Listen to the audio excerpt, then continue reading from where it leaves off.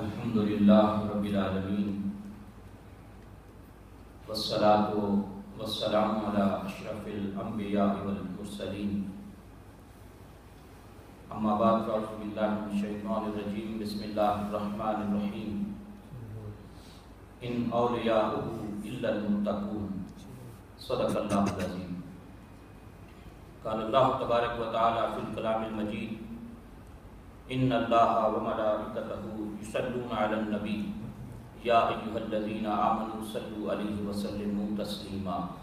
اللہم صل علی سیدنا و مولانا محمد معدن الجود والکرم وعلیہ واصحابہ وابنہ الکریم الغوث العظم محی الدین عبد القادر الجیلی وحزبہ وبارک وسلم۔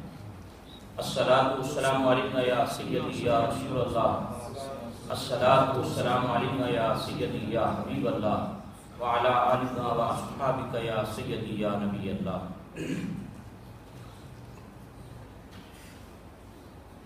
واجب الاحترام علماء ملت اسلامیہ اور اہل اسلام بھائیوں، اللہ رب العزت کی توفیق اور اس کی عنایت سے آج اس جامعہ مسجد شریف میں امام الاولیاء سلطان الاولیاء میرا محی الدین سیدنا شیخ عبد القادر جیلانی الحسنی والحسینی رضی اللہ تعالیٰ عنہ کی ذات والا صفات سے منسوب اس بابرکت محفل پاک میں ہم سب حاضر ہیں۔ اللہ رب العزت اس مجلس مبارکہ کے فیوض و برکات سے ہم سب کو وافر حصہ نصیب فرمائے۔ انتہائی مبارکباد کے لائق ہیں وہ حضرات جنہیں خالق کائنات نے اس بابرکت محفل کو سجانے کی توفیق عطا فرمائی، اور یقیناً آپ حضرات بھی مبارکباد کے لائق ہیں جنہیں اللہ کے ایک پاک باز بندے کی بابرکت اور نورانی محفل میں رب کریم نے شرکت کی سعادت عطا فرمائی۔ حضرات محترم، ہمارے بزرگوں نے اور ہمارے اسلاف نے، صلحائے امت نے اور صوفیاء نے یہ جو محافل کا سلسلہ شروع کیا، اس کا مقصد یہ تھا کہ ان محافل اور مجالس کے ذریعے آنے والوں کا بندگی کا تعلق اللہ کی ذات سے مضبوط کیا جائے۔ آپ خوش قسمت ہیں جنہیں ایسی محافل اور مجالس میں اللہ کریم شرکت کی سعادت عطا فرماتا ہے کہ جن مجالس کے ذریعے ہمارے اولیاء نے، ہمارے صوفیاء نے اور ہمارے اسلاف نے کام یہ لیا کہ ایک آنے والے امتی کا محبت و اطاعت و اتباع کا جو کمزور تعلق تھا مدینے والے آقا صلی اللہ علیہ وسلم سے، اس کو مضبوط کرنے کا کام کیا ہے۔ یہ مجالس اور یہ محافل رسم نہیں ہے، بلکہ ان کے پیچھے ایک عظیم مقصد کار فرما ہے۔ یہ ہماری بدقسمتی کہ آج اہل سنت کی مجالس رسم بنتی جا رہی ہیں۔ ان محافل کے ذریعہ، ان مجالس کے ذریعہ سے جو کام ہم نے لینا تھا وہ آج ہم نے چھوڑ دیا ہے، وگرنہ یہ محافل اور یہ مجالس اس لیے سجائی جاتی ہیں کہ ان مجالس اور محافل کے ذریعے بندے کا تعلق اللہ کی ذات سے مضبوط ہو اور ایک امتی کا تعلق مدینے والے آقا سے مضبوط ہو۔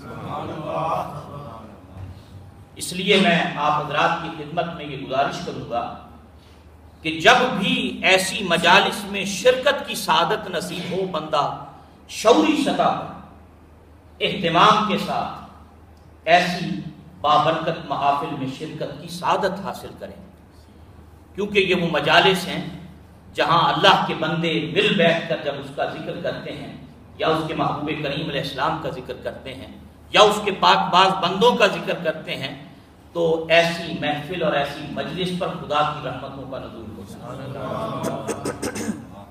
اور یہ ہماری خوش قسمتی ہے کہ آج ہم اولیاء کے امام اور سلطان حضور غوث اعظم سیدنا شیخ عبد القادر جیلانی رضی اللہ تعالیٰ عنہ کی اس بابرکت ذکر کی محفل میں حاضر ہیں۔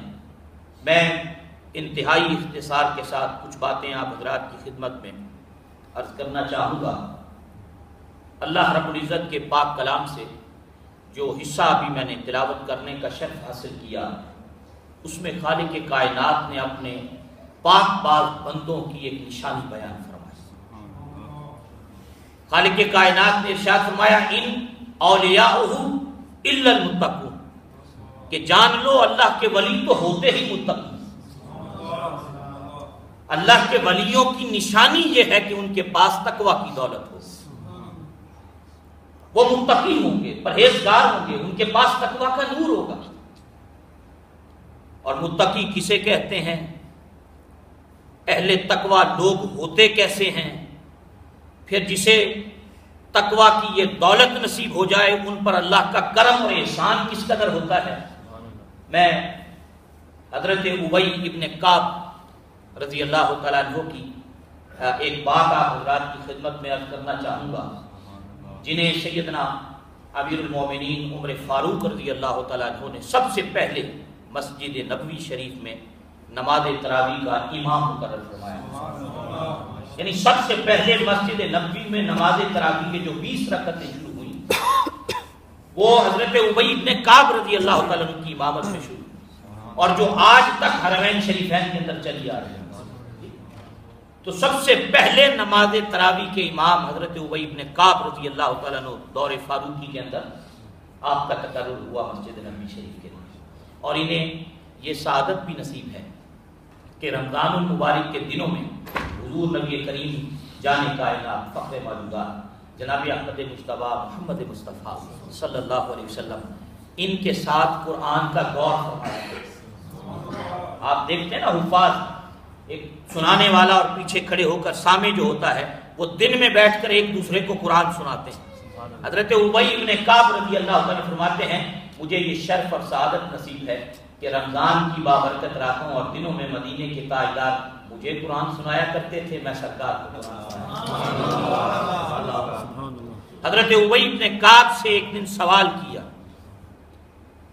اور سوال کرنے والے امیر المومنین حضرت عمر فاروق رضی اللہ تعالیٰ عنہ، اور آپ نے پوچھا ان سے کہ ابی ابن کعب یہ بتائیے کہ متقی کسے کہتے ہیں؟ یہ جو قرآن بار بار متقین کا ذکر کرتا ہے یہ متقی لوگ ہوتے کون ہیں؟ تو حضرت ابی ابن کعب رضی اللہ تعالیٰ عنہ نے حضرت امیر المومنین رضی اللہ تعالیٰ عنہ سے پوچھا کہ امیر المومنین کبھی آپ کو ایسی جگہ سے گزرنے کا اتفاق ہوا جہاں کانٹے ہو، جھاڑیاں ہو، نقصان دینے والی چیزیں موجود ہوں، جنگل کا راستہ ہو، اور کوئی شخص وہاں سے گزرنا چاہے تو وہ کیسے گزرے گا؟ تو امیر المومنین رضی اللہ تعالیٰ نے فرمایا کہ وہ اپنے کپڑوں کو سمیٹے گا، اپنے دامن کو بچائے گا، اپنے جسم کو محفوظ رکھنے کی کوشش کرے گا کہ کوئی کانٹا نہ چبھ جائے، اس کا لباس کسی کانٹے میں نہ اٹک جائے، اور وہ بچتا بچاتا اس جگہ سے گزرنے کی کوشش کرے گا۔ اگر نقصان دینے والی چیزیں موجود ہوں اور بندہ وہاں سے گزر رہا ہو تو وہ اپنے آپ کو بچا کر، جسم کو بچا کر، کپڑوں کو بچا کر وہاں سے گزرے گا۔ تو امیر المومنین حضرت عمر فاروق رضی اللہ تعالیٰ عنہ کے اس جواب پر حضرت ابی ابن کعب رضی اللہ تعالیٰ عنہ فرمانے لگے کہ بالکل اسی طرح اے امیر المومنین، اگر اس دنیا کے جنگل میں کوئی شخص اپنے آپ کو گناہوں کے کانٹوں سے بچا لے اور وہ بچتا بچاتا اپنی منزل مقصود تک پہنچ جائے، اسے متقی کہتے ہیں۔ اس کے پاس تقوی کی دولت ہے کہ جو اپنے آپ کو بچاتا ہے گناہوں کے کانٹوں سے، نقصان دینے والی چیزوں سے، اپنے دامن کو بھی بچا گیا، اپنے جسم کو بھی بچا گیا، اپنی روح کو بھی بچا گیا، اور اگر وہ بچتا بچاتا اپنی منزل مقصود تک پہنچ گیا تو اسے ہی متقی کہتے ہیں۔ اس کے پاس تقوی کی دولت ہے۔ اللہ اکبر۔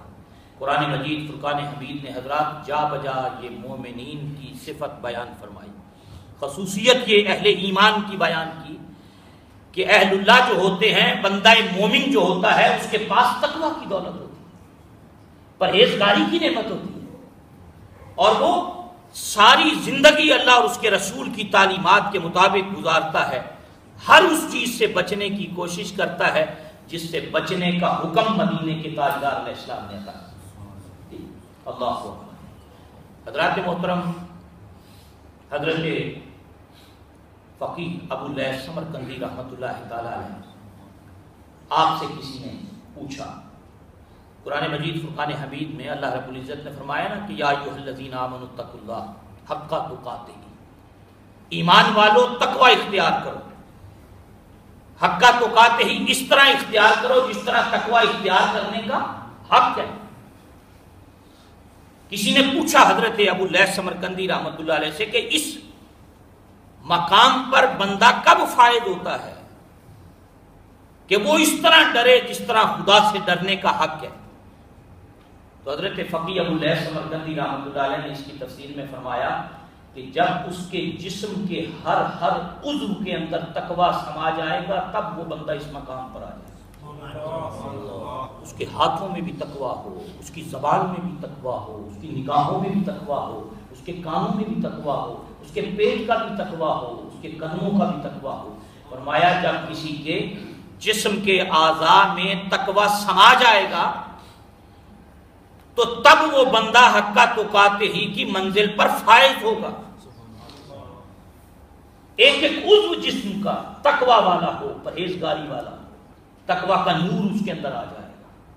اللہ اکبر۔ حضرات محترم، آج کی اس مجلس مبارکہ میں یہ تقوی کے حوالے سے کچھ باتیں آپ حضرات کی خدمت میں عرض کر رہا ہوں، اور عرض کرنے کا مقصد بھی یہی ہے کہ ہم میں سے ہر شخص کوشش کرے، کیونکہ انسان کو جب تک کسی چیز کا علم نہ ہو اس شے کی نہ اہمیت اس کی نگاہوں میں ہوتی ہے اور نہ وہ اسے حاصل کرنے کی کوشش کرتا ہے، اور جب کسی شے کی عظمت اور اس کی اہمیت کا احساس بندے کو ہو جائے کہ یہ شے بڑی قیمتی ہے، میرے پاس بھی ہونی چاہیے، پھر بندہ کوشش کرتا ہے کہ میں بھی اس شے کو حاصل کروں۔ یہ مجالس اسی لیے سجائی جاتی ہیں کہ ان مجالس کے ذریعے ہم بھی وہ تقوی کا نور حاصل کرنے کی کوشش کریں جس کی تعلیم ہمارے رب نے ہمیں عطا کی۔ اللہ حضرات، جس خوش قسمت انسان کو یہ تقوی نصیب ہو جائے اسے یقین جانیے مدینے کے تاجدار علیہ الصلوۃ والسلام کا قرب نصیب ہو جائے۔ وہ دنیا کے کسی کونے میں بھی رہے، فاصلے مٹ جاتے ہیں، بندہ یوکے کی سرزمین پر بیٹھا ہوا بھی محسوس کرتا ہے کہ میں اپنے ہاتھ مدینے کے تاجدار کے قدموں پہ رکھ کے بیٹھا ہوں۔ سبحان اللہ۔ جسے تقوی نصیب ہو جائے، اور اس چیز کی ضمانت خود بارگاہ مصطفیٰ صلی اللہ علیہ وسلم سے حضور کریم علیہ السلام کے امتیوں کو نصیب ہے۔ آپ نے ایک بڑا مشہور نام سنا ہوگا، حضرت معاذ بن جبل رضی اللہ تعالیٰ، نبی پاک صلی اللہ علیہ وسلم کے صحابی ہیں۔ 16 سال کی عمر میں انہوں نے قبول اسلام کیا، 16 سال کی عمر میں قبول اسلام کیا۔ 22 سال کی عمر تھی جب نبی پاک علیہ السلام نے انہیں یمن کا گورنر بنا کے بھیجا۔ 16 سال کی عمر میں قبول اسلام کیا اور 22 سال کی عمر میں سرکار نے انہیں یمن کا گورنر بنا کے بھیجا۔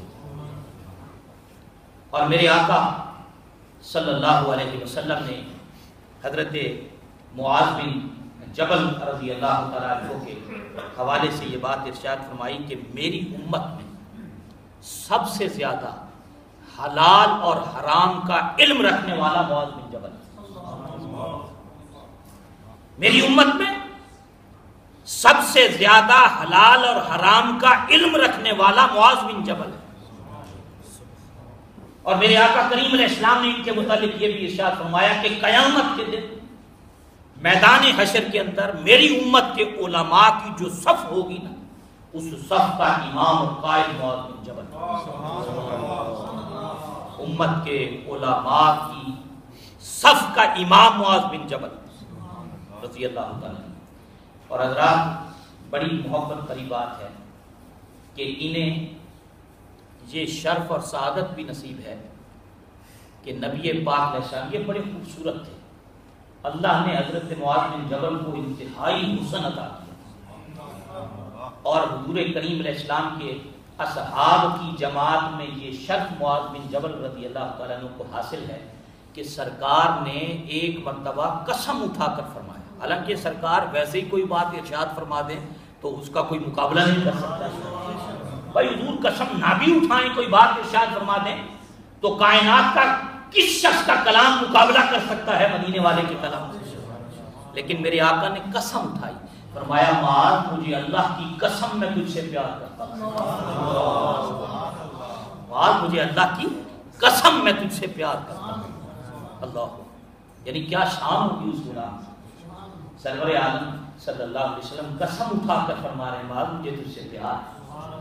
جب انہیں یمن کا گورنر سرکار نے نامزد کیا تو حضور کریم صلی اللہ علیہ وسلم نے انہیں سواری پر بٹھایا. انہیں سواری پر بٹھایا اور تاجدار کونین علیہ السلام نے اس سواری کی لگام اپنے ہاتھ میں پکڑی. کیا شان ہے مدینے کے تاجدار. اپنے غلاموں کے ساتھ کیسا تعلق تھا سرور عالم صلی اللہ علیہ وسلم. کائنات میں ایسا آقا کہیں نہیں کہ جس کا غلام سواری پہ بیٹھا ہو اور مصطفیٰ کریم علیہ السلام نبیوں کا سردار اس کی لگامیں ہاتھ میں پکڑ کے ساتھ پیدل چل رہا.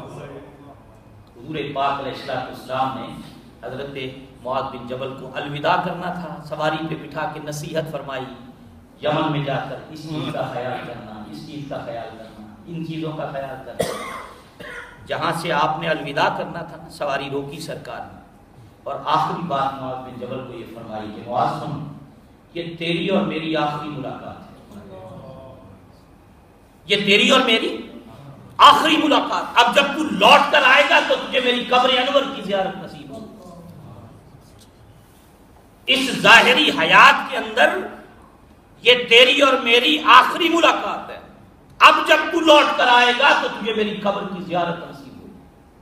اب آپ خود اندازہ کیجئے کہ اس وقت حضرت معاذ بن جبل پر کیا گزری ہوگی, جو کائنات کی ہر شے سے بڑھ کر مدینے کے تاجدار سے پیار کرنے والے ایک عاشق صادق پر اس وقت کیا بیتی ہو. حضرت معاذ بن جبل رضی اللہ تعالیٰ عنہ نے یہ بات سنی تو زار و قطار رونا شروع کر, سب آنسو بہنے شروع ہو گئے. عجیب کیفیت ان پر طاری ہو گئی کہ اب میں یمن جا رہا ہوں اور جا بھی اتنی دور رہا ہوں, اور پھر جب میں لوٹ کر آؤں گا تو سرکار کا وصال ہو چکا ہوگا اور مجھے دوبارہ آپ کے چہرے انور کی زیارت نصیب نہیں ہوگی. زار و قطار ہو گئے. انہیں روتا دیکھ کر حضور کریم علیہ السلام نے اپنا چہرہ مدینے کی جانب کر, چہرہ پھیرا مدینے کی جانب, اور یہ ارشاد فرمایا معاذ بن جبل کو, فرمایا معاذ گھبرا نہیں, ان اول الناس بالمتقون من کانوا وحیث کانوا. وہ بات سن, میرا قرب ہمیشہ متقی لوگوں کو نصیب رہے گا, وہ کوئی بھی ہو, وہ کہیں کا بھی رہنے والا, وہ کوئی بھی ہے, وہ کہیں کا بھی رہنے والا ہے. وہ مشرق میں ہے, مغرب میں ہے, شمال میں ہے, جنوب میں ہے, اگر اس کے پاس تقویٰ کی دولت ہے تو وہ مجھ محمد کو ہمیشہ اپنے قریب پائے گا صلی اللہ علیہ وسلم, صلی اللہ علیہ وسلم. وہ ہمیشہ مجھے اپنے قریب پائے گا. حضرات جنہیں یہ نور تقویٰ کا نصیب ہوتا ہے انہیں حضور سید عالم صلی اللہ علیہ وسلم کی ذات اقدس کا قرب ایسا نصیب ہوتا ہے کہ عام انسان کی نظر وہ نہیں دیکھ رہی ہوتی جو اہل تقویٰ لوگوں کی نگاہیں دل کی دیکھ رہی ہوتی. حضور غوث العظم سیدنا شیخ عبد القادر جیلانی رضی اللہ تعالیٰ عنہ کی مجلس میں کئی مرتبہ ایسا ہوتا. حضور غوث اعظم سیدنا شیخ عبد القادر جیلانی رضی اللہ تعالیٰ عنہ بات فرما رہے تھے اپنے ممبر پر. میں نے گزشتہ سال اس ممبر کی زیارت کی, وہ آپ کی پرانی مسجد اور وہ ممبر اور آپ کی وہ مسجد آج بھی موجود ہے. اب تو نئی مسجد بھی بن گئی, لیکن وہ جو پرانی جس جگہ آپ عبادت کرتے تھے وہ حجرہ بھی محفوظ ہے, جہاں صبح سے لے کر دوپہر ظہر تک بیٹھ کر آپ علماء کو طلباء کو دین پڑھایا کرتے تھے, وہ جگہ آج بھی موجود ہے. حضور غوث اعظم کی مجلس میں اس وقت کے بڑے بڑے اولیاء موجود ہوتے تھے. تو پہلی صف کے اندر بغداد کے قطب حضرت شیخ علی بن حیتھی رحمۃ اللہ تعالیٰ علیہ موجود تھے. حضور غوث اعظم بات فرما رہے تھے اور وہ پہلی صف میں بیٹھے ہوئے, اور بیٹھے بیٹھے دوران بعض ان کو اونگ آ گئی, آنکھ لگ گئی. شیخ علی بن ہیتی، حضور غوث اعظم سامنے بیٹھے، ممبر کے بالکل سامنے بیٹھے ہوئے علی بن ہیتی سو گئے، وہیں بیٹھے بیٹھے آنکھ لگ گئی اس طرح۔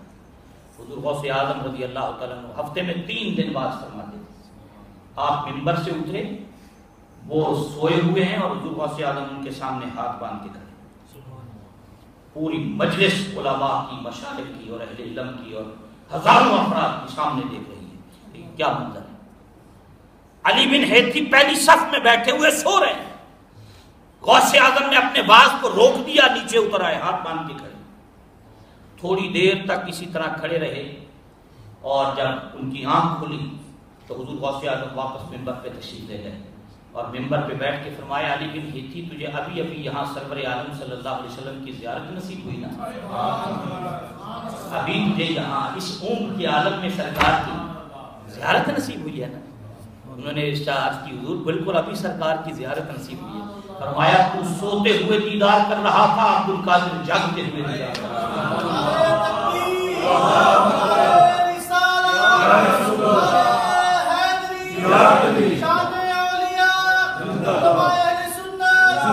عبد القادر جاگتے ہوئے دیدار کر رہا۔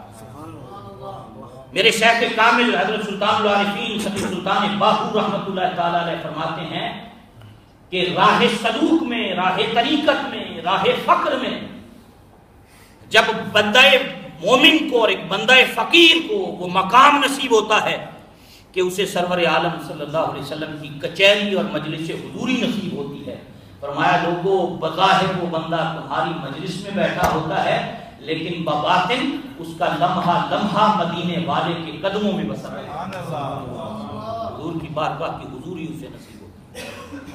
حضرات، جنہیں تقوی نصیب ہوتا ہے، پرہیزگاری نصیب ہوتی ہے، جن کے جسم کے ہر عضو میں تقوی کا نور آتا ہے، پھر وہ مقام اور منزل آتی ہے کہ اللہ رب العزت انہیں یہ شان عطا فرماتا ہے۔ اللہ، آپ دیکھیں تقوی کا ایک معنی ہم اللہ کا ڈر بھی کرتے ہیں، خوف اور خشیت الہی بھی کرتے ہیں، کیونکہ جو بندہ زندگی گزارے گا اپنے جسم کے اعضاء کو گناہوں سے بچائے گا، اس کے پیش نظر یہی ہے نا کہ میں اپنے رب کی بارگاہ میں کیا جا کے جواب دوں گا، میں نے تجھے زندگی ملی، وہ سوال کرے گا نا تجھے زندگی کی نعمت عطا کی، بتا کیسے گزاری، میں نے تجھے مال دیا، تو نے اس مال کو کہاں خرچ کیا، جوانی دی کہاں گزاری، دیوانگی میں گزر گئی، بے حیائی میں گزر گئی، عیاشی میں گزر گئی، یا میرے محبوب کریم علیہ السلام کی غلامی اور تابعداری میں گزری۔ وہ قیامت کے دن پوچھے گا، اور جس کے اندر یہ احساس بیدار ہے کہ میرے رب نے مجھ سے سوال کرنا ہے، میرے رب نے مجھ سے پوچھنا ہے، اور میں نے اپنے رب کو کیا جواب دینا ہے، کہیں قیامت کے میدان میں مجھے شرمندگی نہ ہو۔ اور وہ شرمندگی سے بچنے کے لیے آج اپنے جسم کے ان اعضاء کو گناہوں سے بچا کر تقوی کا نور اس جسم کے اندر لانا چاہتا ہے، پیدا کرنا چاہتا ہے۔ تو حضرات، وہ ڈر، خشیت اور خوف آج دلوں سے نکل گیا، آج اس چیز کو پیدا کرنے کی ضرورت ہے۔ حضور غوث اعظم سیدنا شیخ عبد القادر جیلانی رضی اللہ تعالیٰ عنہ کی آپ زندگی پڑھ کے دیکھیں، اولیاء کے سلطان ہیں، امام ہیں، ساری دنیا کے اولیاء ان کی دہلیز پر جا کر اپنی جبینیں ادب سے جھکا دیتے ہیں، بڑے بڑے اولیاء ہوئے زمین کے ہاتھ باندھ کے خدام میں کھڑے نظر آتے ہیں۔ کسی نے ایک مرتبہ حرم کعبہ میں رات کی تنہائی میں ایک شخص کو دیکھا جو غلاف کعبہ پکڑ کے رو رہا تھا کہ باری تعالیٰ، اگر میری نیکیاں تیرے بارگاہ میں قابل قبول نہ ہو تو قیامت کے دن مجھے اندھا کر کے اٹھانا تاکہ میں شرمندہ نہ ہو۔ سوال کرنے والے نے پوچھا آپ کون ہیں؟ فرمایا انا عبد القادر جیلانی۔ یعنی اتنی بلندی والے مقام پر فائز ہو کر بھی خوف خدا کا یہ عالم ہے حضور غوث اعظم۔ میرا اور آپ کا شمار تو کسی کھاتے میں ہی نہیں ہے، ہماری تو ساری زندگی ہی شرمندگی ہے، نہ ہمارے پاس نیکیاں، نہ ہمارے پاس اعمال صالحہ، نہ ہماری دنیا، نہ ہماری آخرت، ہمارے تو معاملات ہی کچھ اور ہو رہے ہیں۔ اولیاء اللہ نے سبق یہ دیا ہے، اولیاء کی زندگیوں کا مشن یہ رہا ساری زندگی کہ وہ بندوں کا تعلق مولا سے جوڑتے تھے، امتی کا تعلق مدینے والے سے جوڑتے تھے۔ حضرات، حضور غوث الاعظم سیدنا شیخ عبد القادر جیلانی رضی اللہ تعالیٰ عنہ کی مجلس مبارکہ میں ہم سب آج جمع ہوئے، آج اس بات کا ہم سب تہیہ کر کے جائیں کہ آج کے بعد یہ پیشانی ہمیشہ رب کی چوکھٹ پہ جھکتی رہے، زندگی کے آخری سانس تک میں اس پیشانی کو اپنے رب کی چوکھٹ پہ جھکاتا رہوں گا، اور اس بات کا بندہ ارادہ کر کے جائے کہ آج سے میں اپنے کردار میں، اخلاق میں، ظاہر میں، باطن میں مدینے والے آقا کی محبت کا رنگ پیدا کروں گا۔ گلی سے بندہ گزرے تو دنیا دیکھ کر یہ نہ کہے یہ چودھری کا بیٹا ہے، حاجی صاحب کا بیٹا ہے، فلاں صاحب کا بیٹا ہے۔ ہمیں اپنے آپ کو ایسا بنانا چاہیے کہ جب گلی سے گزرے تو دنیا دیکھ کر کہے مدینے والے کا غلام جا رہا ہے، کردار سے خوشبو آئے۔ اور بلکہ میں آخر میں یہ بات آپ حضرات کی خدمت میں عرض کرنا چاہوں گا، ہم صوفیاء کے ماننے والے، ہماری ذمہ داری آج زیادہ ہے۔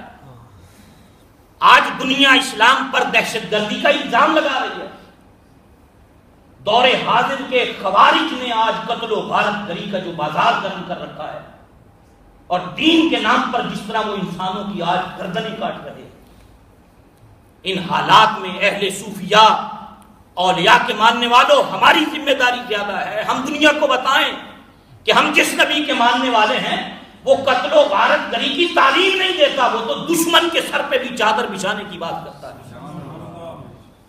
حاتم طائی کی بیٹی دربار رسالت میں آئی قیدی بن کر، ننگے سر کھڑی تھی، سرور عالم صلی اللہ علیہ وسلم نے اپنی چادر بلال کو دی، اس کے سر پہ ڈال دی۔ کسی نے آواز دے کر کہا یہ کافر کی بیٹی ہے، فرمایا بیٹی بیٹی ہوتی ہے، چاہے مسلمان بھی ہو چاہے کافر۔ ہم جس نبی کے ماننے والے ہیں وہ انسان تو انسان، جانوروں پر شفقت فرماتے ہیں۔ کئی مرتبہ ایسا ہوتا سرکار وضو فرما رہے ہوتے، بلی آ جائے، پانی کا برتن تھا، جیسے کنالیاں ہوتی ہیں آٹا گوندنے والی، اس ٹائپ کا برتن تھا سرکار کا جس میں پانی تھا، وضو فرماتے، تو وہ بلی آ جاتی تو میرے آقا بعض اوقات بلی کو دیکھتے کہ پیاسی ہے تو حضور وہ پانی کا برتن بلی کے آگے رکھتے تھے، فرمایا تو پہلے پانی پی لے، محمد بعد میں وضو کر لے، صلی اللہ علیہ وسلم۔ یعنی ہم جس نبی کے ماننے والے ہیں اس نے تو جانوروں پر شفقت کی تعلیم، دیکھیں نا، جو جانوروں پر شفقت کی تعلیم دیتا ہے وہ انسانوں کے گلے کاٹنے کی تعلیم کب دے سکتا ہے؟ صوفیاء کی تعلیمات کو آج عام کرنے کی ضرورت ہے۔ اہل طریقت لوگوں اور علماء ملت اسلامیہ کے اولیاء کی باتیں آج دنیا کے سامنے رکھنے کی ضرورت ہے، اور اس کے لیے سب سے بہترین کام جو ہم نے کرنا ہے وہ یہ ہے کہ ہم اپنے کردار میں محمد عربی صلی اللہ علیہ وسلم کے کردار کی جھلک پیدا کریں۔ ہم یورپ میں رہتے ہیں، خدا کی قسم یہاں دنیا ہمیں دیکھتی ہے، آپ سب اسلام کے نمائندے ہیں اس ملک کے اندر، ہم میں سے ہر شخص سفیر ہے اسلام کا۔ اگر ہمارے کردار سے محبت پھوٹے گی تو اس محبت کی وجہ سے یہاں بسنے والوں کے دلوں میں بھی اسلام کا پیار پیدا ہوگا، اور اگر ہمارے کردار میں ہی دوسروں کی جھلک نظر آئی، غیروں کا کردار نظر آیا، تو پھر ہم کیا اسلام کا پیغام دوسروں تک پہنچائیں؟ اللہ رب العزت ہمیں صوفیاء کے پیغام کو سمجھنے کی اور اسے آگے پھیلانے کی، عمل کرنے کی اللہ ہم سب کو توفیق عطا فرمائے۔ آج مختصر سی اس بابرکت محفل پاک میں نے تقویٰ کی کچھ باتیں آپ حضرات کی خدمت میں عرض کی ہیں۔ ہم سب اس نیت کے ساتھ جو آپ نے سنا ہے یہ ارادہ رکھیں کہ میں انہیں یاد بھی رکھوں گا، دہراتا بھی رہوں گا اور آگے پھیلاتا بھی رہوں گا۔ اللہ تعالیٰ ہم سب کو تقویٰ کا نور عطا فرمائے۔ آج کی اس مجلس مبارکہ میں یہ ہمارے خالد بھائی، زاہد صاحب، قبلہ علامہ عابد چشتی صاحب، ان دوستوں کی معرفت آپ حضرات سے تھوڑی دیر ملاقات کا شرف نصیب ہوا۔ خدا اس مجلس مبارکہ کو میری اور آپ کی بخشش اور نجات کا سبب بنا دے۔ اللہ جس طرح آج جمع ہے میدان حشر میں سرکار کے جھنڈے تلے جمع کر دے، ہمارے کردار و اخلاق کو آقا کریم علیہ السلام کی سنت کے مطابق بنا دے۔ وآخر دعوانا الحمدللہ رب العالمین۔